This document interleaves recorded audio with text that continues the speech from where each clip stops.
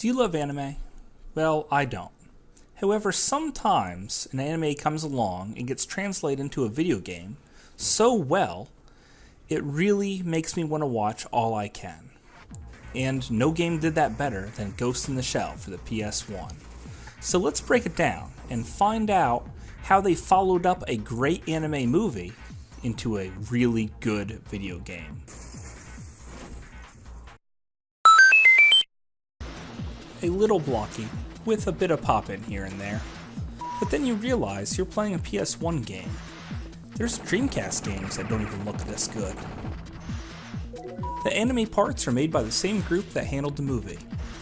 That means it's handled really great and fitting. The frames per second is very consistent, with no noticeable drops. Quite a few enemies can be handled on screen at the same time, and the ground and walls are textured. Even your walking animation looks perfect. Very few third-person shooters look this good and hold up well on the PS1. I'm really surprised they are able to do this.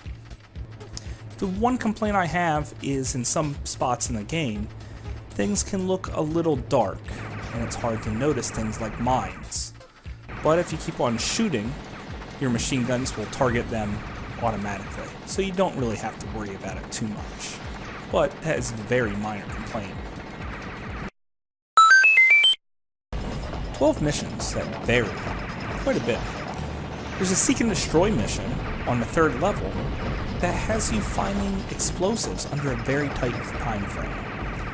And this is the hardest level of the entire game. Basically, the whole game there's no learning curve. It's just hard all the way through. That means some levels will even beat on the very first time you try it. However, you can keep replaying for the top score. There's some pretty cool on-rail shooting levels too, and they're pretty fun.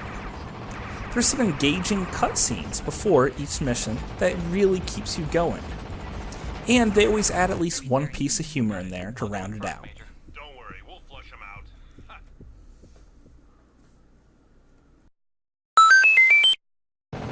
Sound effect wise, average. Your machine guns sound sweet, and your enemies, when they explode, sound very gratifying.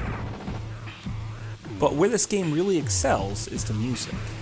Even if you kind of like techno, you will love this music and find it to be some of the best on the entire PS1. And that's a system known for having great music. I could listen to this all day, and it gets you pumped up anytime you want to blow stuff up.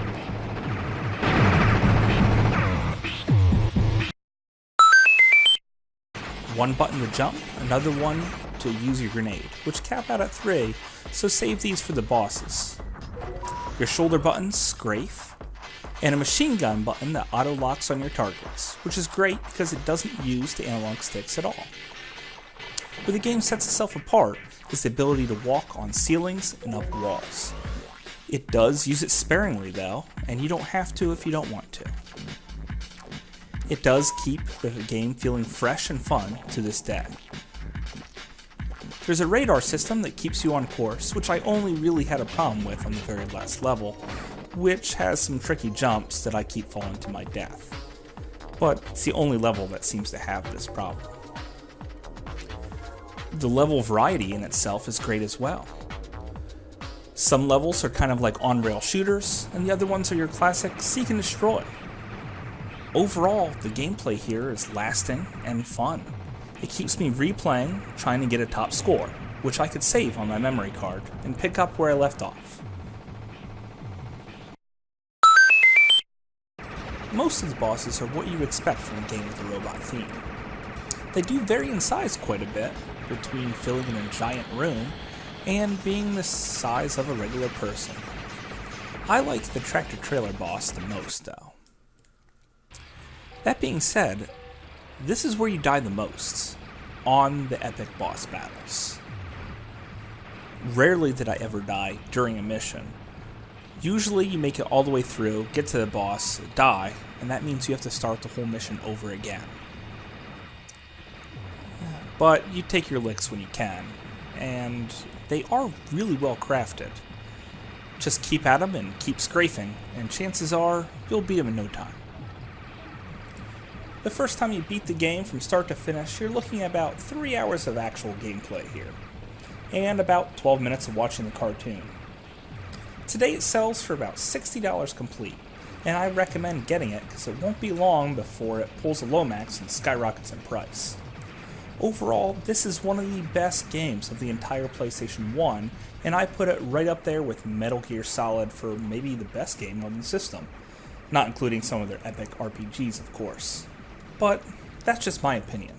Thanks for watching.